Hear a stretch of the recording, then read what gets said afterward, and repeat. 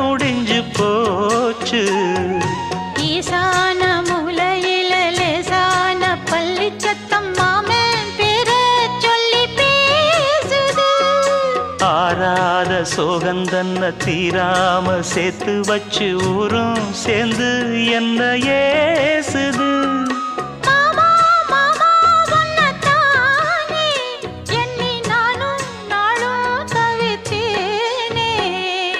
கூண்டுக்குள்ள என்ன வச்சு கூடி நின்ன ஊரை விட்டு கூண்டுக்குள்ள போனதென்ன கோலக்கிளியே.